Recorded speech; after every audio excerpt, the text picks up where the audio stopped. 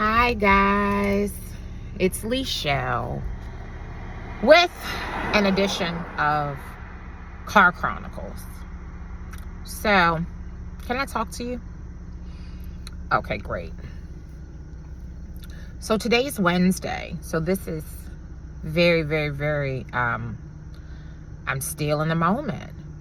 So Monday morning, I was on the phone with a staff member and just trying to debrief her since she had been out for the week prior and kind of setting up the meeting for Tuesday, which was yesterday.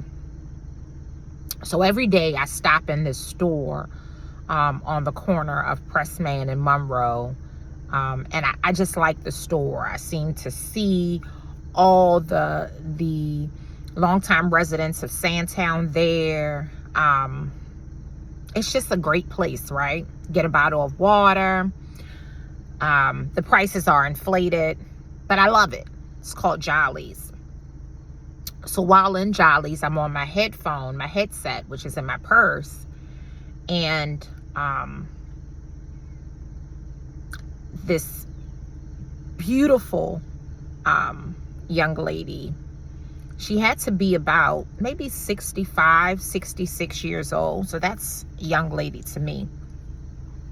She comes in and she says, please buy me a cup of coffee. Please. And do you have $1? And cash is so obsolete. I never have cash, but I said, listen, I'll buy you whatever you want. Because I can smell the desperation. I can smell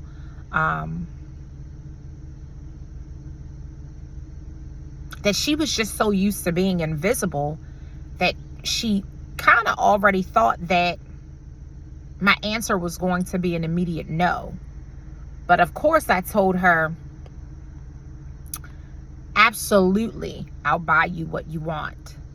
So she gets a cup of coffee, and I'm watching her pour sugar, cream, and then she says, can I have these chips? And I reminded her again, beautiful, I'll buy you what you want.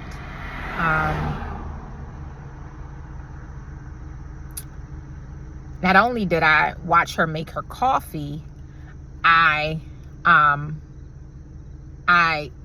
grabbed her cup of coffee and helped her to a chair, because Jolly's has like this little table and chair set up. So I carried her coffee and put the top on it, even stirred for her. But I realized that when she walked in the store, she had no shoes on. So through this amazing partnership with Downtown Locker Room, we get gently used shoes. So I immediately make a call to Damon and I said, look in the closet and bring me a size 6 shoe, because that's what Miss Nisi, is her name, said to me that she wore. And so he says, I'm on it. His immediate response, I'm on it. So about 10 minutes later, he brings me the shoes. And in the 10 minutes, I'm talking to her, found out her name was Miss Nisi. She tells me I'm beautiful, but I'm looking at her and I say, you are far more beautiful than I am.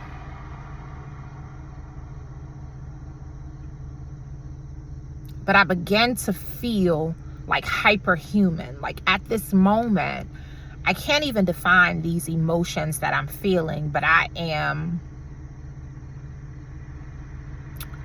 completely grateful, because the week prior, we had 23 evictions in Sandtown, and I had gotten so discouraged, as I seem to often be feeling. But I began to discern that God is using this opportunity with Miss Nisi to remind me of my purpose. God didn't call me to be God, but God called me to at least be human, right? So Damon comes with the shoes, and Miss Nisi literally is so weak that she can't bend down and put her shoes on. So I began to think about reading. I don't know what chapter it is, but you all know, or if you don't, Google it. I read Jesus washing the disciples' feet. And I said, well, if Jesus can wash the disciples' feet, then I can get down on my right or my left knee, and I most certainly can put Miss Nisi's foot in my hand, and I can put her shoes on, which is what I did. Probably the most humbling thing that has ever happened to me in my life. So I began to put Miss Nisi's shoes on, and they were a perfect fit. Gray New Balance, right? Gently used, laced them up. Miss Nisi began, I said, sweetheart, what can I get you? Anything. And she says, I want McDonald's. And I said, well, what do you want? And she said, double cheeseburgers, fries. And I live in the abandoned house on McKean, which is 1 block over from Monroe. And I said, what's the address? And she said, 1612. No problem. So when I left the office, when I left the store, I went to the office, handled some stuff. I was already fired up going to Baltimore Homeless Services to find out what is the plan. But I left feeling so hyperhuman, so hypersensitive. Left the office at 10:30, went to McDonald's, got Miss Nisi 4 cheeseburgers, 2 orders of fries, and stopped back at Jolly's on the way to her house and got her 2-liter Sprite, right? She was so happy. She was so happy. And the door of the abandoned house was just deplorable. And I began to tell her that help is on the way. I promise you, help is on the way. And what we must remember is you can't tell a transient population how they should be helped. You just have to begin a relationship so they can begin to trust you. So though I wanted to put her in my car and get her to a safe haven, that wasn't the order of the relationship. The order of the relationship was just at that moment to show up and begin a relationship of trust. Miss Nisi had my card, and not only did I give her my card, I gave the owner of Jolly's my card, and I said, listen, if she ever comes in here, please make sure you call me if she needs me. And he says, got it, you're amazing. And I said, no, you're amazing. Well, long story short, short story long, the owner of Jolly's called me yesterday to tell me that Miss Nisi had passed away yesterday morning. What I think God is doing in this season is reminding us that we are called to be human. We are called to do these random acts of kindness when God lays it on our heart. We are called to do a little bit more in our day. We are called to be disciples. We are called to be obedient.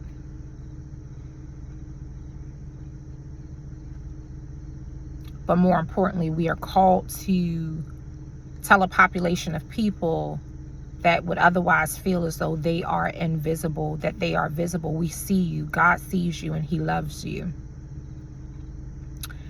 And I said to myself, as I was bending down, putting her shoes on, and her foot was in my left hand, she whispered, God bless you.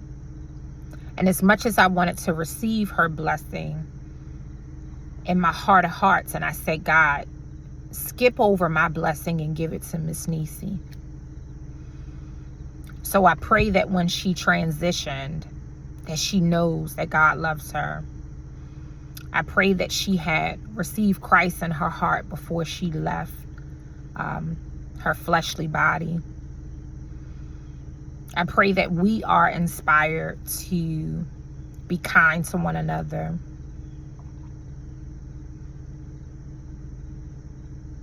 I pray that we meet someone that humbles us the way that Miss Nisi has humbled me. I pray that you are praying for me, because today I just feel like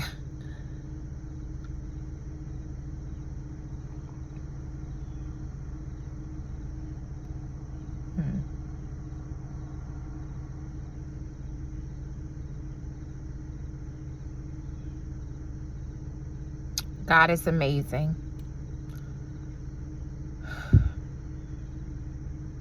God is amazing.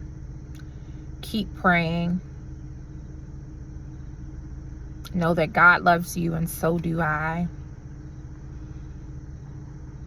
Thank you for journeying with me. If you are inspired to, and this is just a thought that came in my mind this morning, I want to give you all an opportunity to sponsor a random act of kindness. And I know you all are supporting the back to school drive, and for all of you that have contributed, I want to say thank you so much. But if you are inspired to $5, $10, $20, $3, $2 to just do a random act of kindness, make a donation. Tag it or earmark it, random act of kindness. You have no idea. Sometimes I give a person a bottle of water and you would think that I've given them a mansion. So a little bit goes a long way. When God is in your heart and when your intentions are pure, a little bit goes a long way. So thank you for listening to me. I'm headed into the office now, a little later than usual, but God said, I'm going to give you grace this morning. I'm going to let you process. I'm going to let you feel. I'm going to let you be extra human. So God loves you, and so do I. Until next time, keep praying. Love you. Bye.